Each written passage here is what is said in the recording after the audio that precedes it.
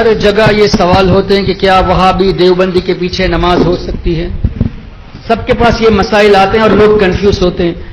جماعت کا ثواب چلا جائے گا، سنی مسجد نہیں ہے، جمعہ کیسے پڑھے؟ محترم حضرات، بالفرض اگر آپ کو سنی امام کہیں ملے ہی نہ تو نہ آپ کے اوپر جماعت واجب ہے، نہ جمعہ واجب ہے، نہ عید واجب ہے. خاص کر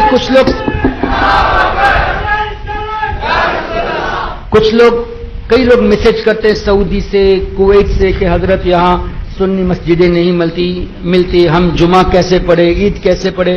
تو ہمارا سمپل سا جواب، امام سنی نہیں تو نہ جماعت واجب، نہ جمعہ واجب، نہ عید واجب. جو چیز تم پر واجب ہی نہیں ہے اس کے پیچھے تم لڑتے کیوں جاتے ہوئے؟ اچھا، پھر دوسری بات یہ ہے، میں نے یہ جو جملہ کہا وہ سمجھانے کے لیے کہہ رہا ہوں، اللہ تعالیٰ معاف کرے میری غلطی ہوئی ہو تو. ہم ان کے پیچھے صرف اور صرف اس لیے نماز نہیں پڑھتے کہ انہوں نے ہمارے آقا کو اپنے جیسا بشر بتایا. یہ ہے نا، یہ کہتے ہیں کہ اللہ نے نبی کو غیب نہیں دیا، اللہ نے نبی کو طاقت نہیں دی، نبی ہمارے جیسے بشر ہے. حضور علیہ السلام کی تعظیم ایسے کرو جیسے بڑے بھائی کی کرتے ہو، جیسے گاؤں کے چودھری کے کرتے ہو. اسماعیل دہلوی کا نام سنا ہے آپ نے؟ وہابیوں کا امام. اس نے تقویت الایمان میں لکھا کہ اللہ کے نزدیک کسی نیک بندہ کوئی بھی ہو، کتنا ہی چہیتا بندہ ہو یا کتنا ہی عظیم فرشتہ ہو، کوئی بھی ہو، اللہ کے نزدیک چپل سینے والے کی قدر بھی اس کی نہیں.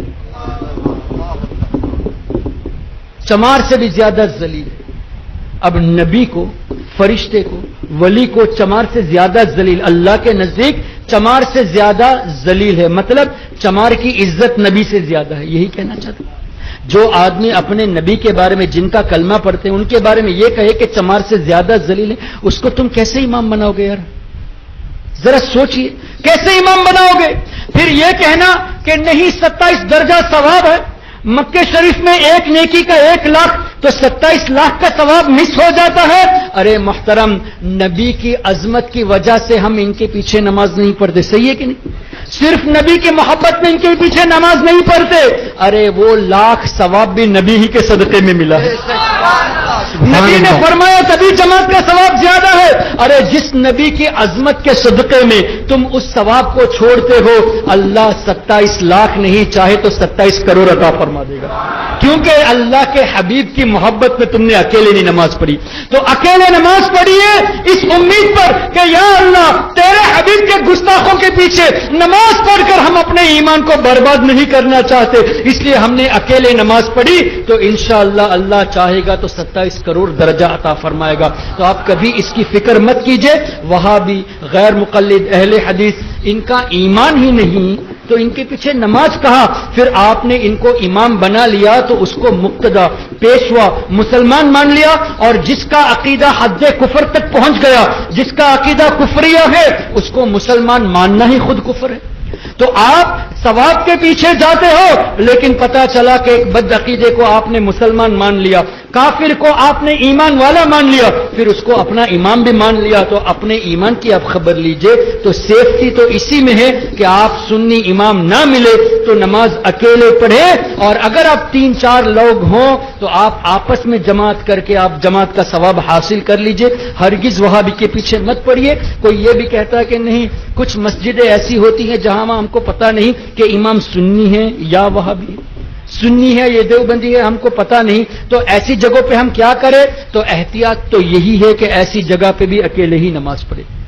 اس لیے کہ اللہ نے ہمیں عقل دی ہے، ہم عقل سے سوچ سکتے ہیں. آپ اس مسجد میں جب کبھی جاؤ تو دیکھو کہ مقتدیوں کے چہرے کیسے ہیں، نورانی چہرے یا ایسے ہی ہے، وہ تو آپ پہچان کر سکتے ہیں نا. آپ مجھے سچے دل سے بتائیے، آپ گوگل میں جا کے سنی علماء کے نام کو پیش کر دیجئے، کیسے کیسے نورانی چہرے آپ کو نظر آئیں گے. اور اسی طرح آپ جو ہے نا کچھ وہابیوں کے نام ٹائپ کر دیجئے، ناصر الدین البانی ٹائپ کر دیجئے، ابن عبد الوہاب نجدی نام ٹائپ کر دیجئے، عثیمین کا نام ٹائپ کر دیجئے.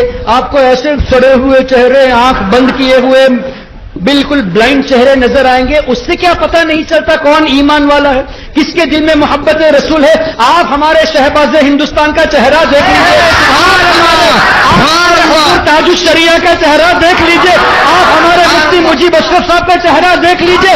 دیکھ کے ایمان میں تازگی پیدا ہوتی ہے. اور ان کے چہرے دیکھتے ہیں تو گھن محسوس ہوتی ہے. تو آپ ان کی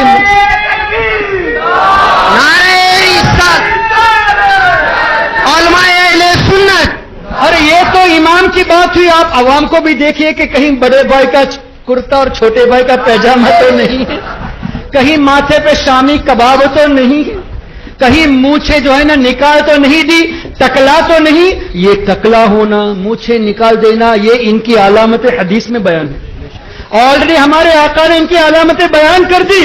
تو اگر آپ پہچان ان سے گفتگو کر کے نہیں کر پاتے تو چہرے اور لباس کو دیکھ کے کم سے کم اپنے ایمان کو سنبھالیے. اور احتیاط اسی میں ہے, پہچان نہ بھی کر پاؤ, جب تک کنفرم نہ ہو کہ یہ عاشق رسول ہے تب تک ان کے پیچھے نماز ہرگز نہ پڑھے.